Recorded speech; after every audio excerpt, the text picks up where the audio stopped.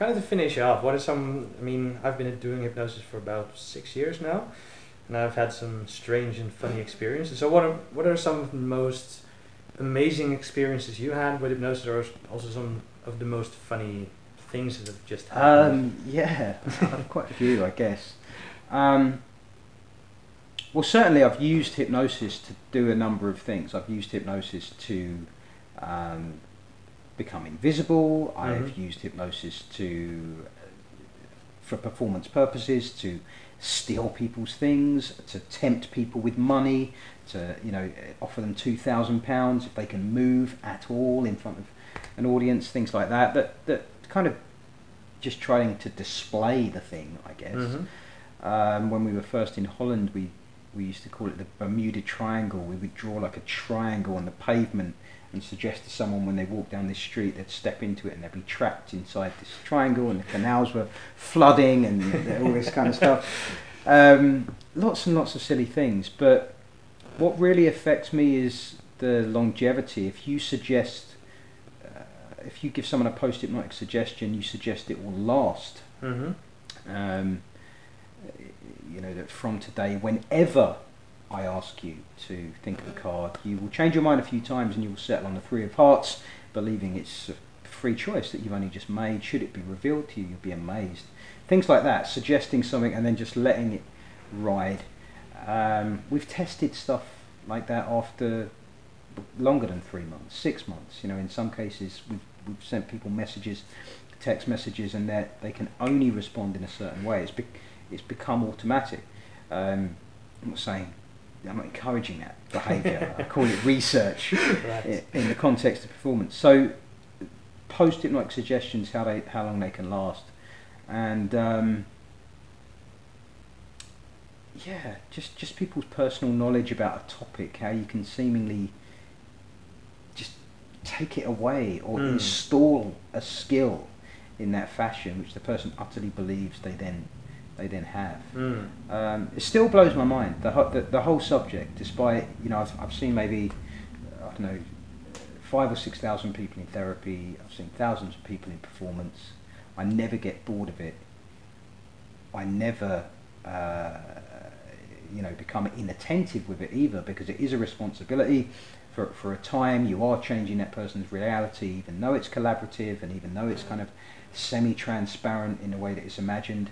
So is everything that scares us and freaks us out. So it is a responsibility, but it's still, on a weekly basis, something will surprise me, and the creativity of people's responses, given that they're not thought up, they're not trying to do it or be it, it's just coming out. Just astonishes me, and what keeps me most hooked really is what that suggests. What is, even therapeutically, someone's had a problem 20 years and then that disappears. Were they in hypnosis before? That's how my dad kind of treats therapies. No, the person comes in a trance. The trance is, I can't do it, or I'm not good enough, or whatever. His job is undoing that trance. There are other people that speak about, the trances that we kind of live by. James Tripp talks about this stuff a lot. In that sense, trance is a kind of acceptable term for me. Their personal reality was a fiction before they met the hypnotist. The hypnotist just prescribes another one. Gives them a different illusion. Gives them a different illusion that works better. And, again, just if you stop to consider that, and if you've made people hallucinate, I'm sure you have, and you step back and you think, they can't act this well. That, they are hallucinating with words. Then, again, just philosophically, what does that say about our personal reality and all the problems and opinions and beliefs that we're carrying around? So in performance, again, we don't have to do the full stage act. If you want to do a full stage act, we need to find some highly hypnotizable people, Right. and we can display this stuff in full color. But even on the more subtle kind of level of Simply an arm performance, levitation. you see, even arm levitation, it's for most people that is massively out of the ordinary. Right. They can't quite understand it or put it in a box, and to me it makes a magic or a mentalism act more memorable. And you don't need to be a mentalist to add hypnosis to your act. You know, some of my colleagues are straight up close-up magicians, card magic, sponges, coins, and they'll just go into hypnotism. I know people that do it in character. I know comedy characters.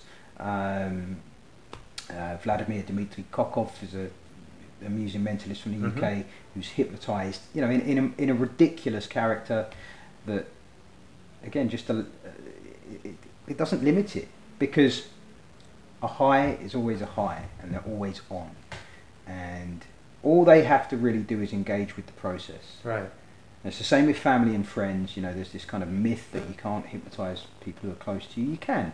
It's just that often they don't even need to believe in you. They don't have to believe in hypnosis. If they're a high, they're a high. However, you have to get them to engage with your process. And if they do that, then there's as much chance of them being hypnotized as anybody else. Yeah.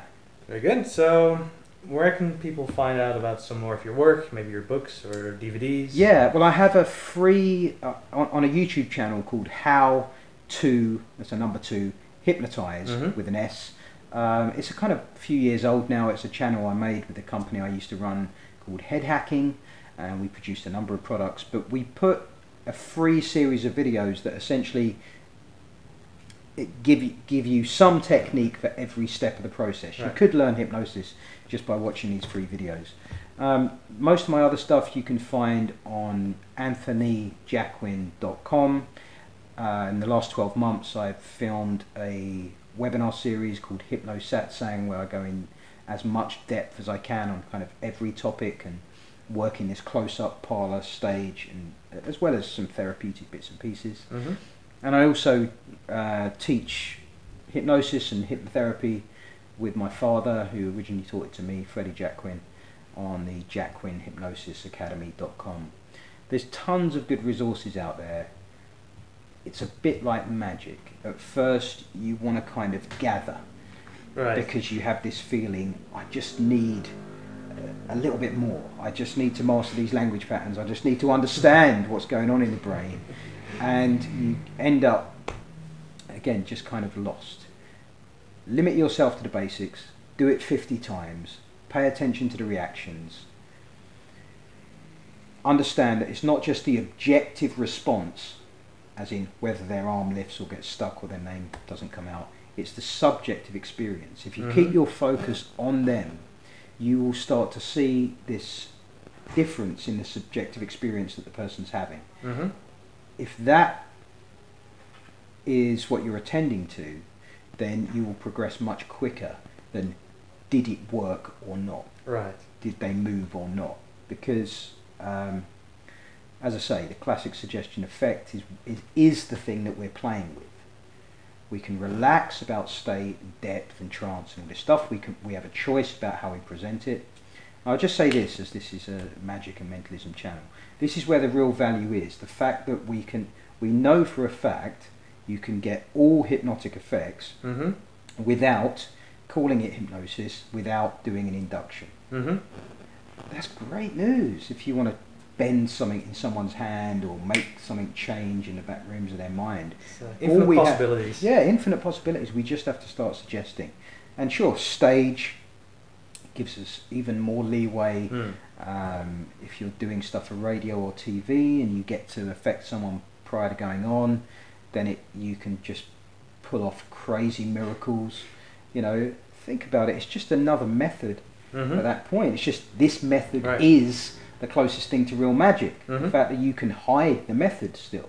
It depends how you want to present yourself and how happy you are to, you know, do what appear to be like inexplicable and impossible things. But it's an endless topic. The only bit of caution I'd give anyone is once you start to get into this, it never ends. It eats other topics. If you're into sport, it will eat it. If you're into persuasion, sales, it will just consume it. If you're into personal development, hypnosis really needs to be part of that. So it's kind of like a very deep rabbit warren, and there's no escape. In a good way. Yeah, in a good way. Yeah. Well, I want to thank you for this interview. There was a lot of good information there, so thank you very much. Thank you, Daniel. Cheers. Bye-bye. We're going to come back to that exercise, but first off, be standing kind of firm. Are you left-handed or right-handed? Left-handed. Okay, can I just borrow your hand for a second? Left-handed.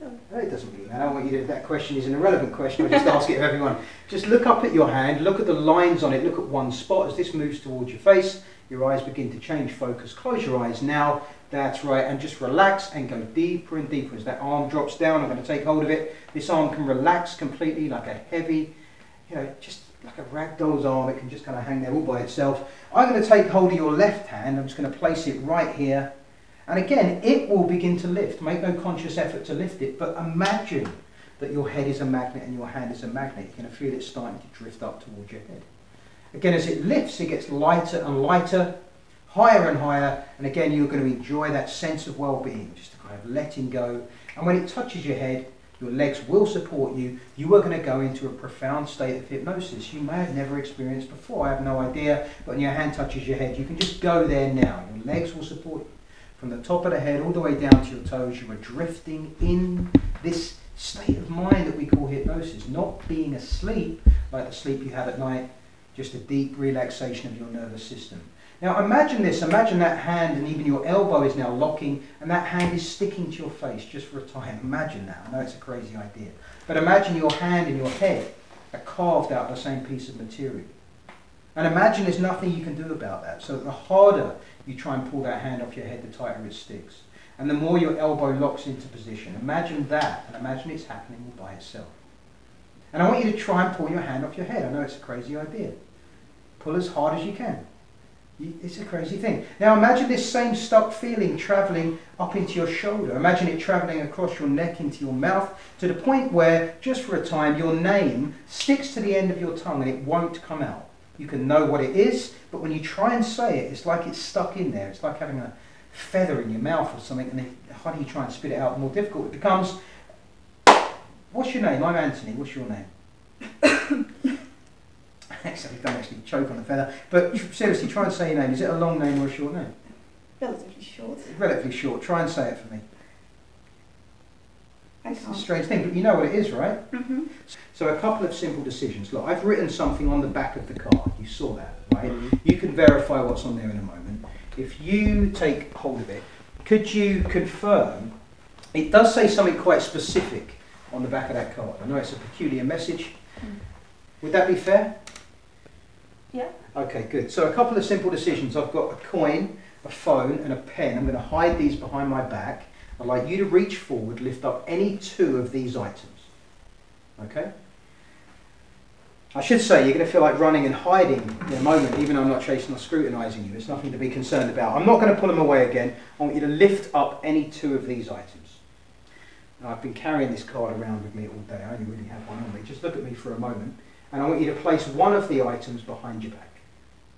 Whatever's left, I'd like you to hide in your pocket. And then we'll be done. Now, do you remember I said this description of the action? In fact, I didn't say this. A description of the actions you'd take. Not just that, the order you would take them in. You can verify for everyone this is exactly what it says before I put it back in my wallet. Free will is dead. Told you that already. I will hold the coin. Just bring out what's behind your back. You will hold the phone. And then the last thing you did, finally, the pen will be hidden. Very good. I knew you'd be good at this. Give him a round.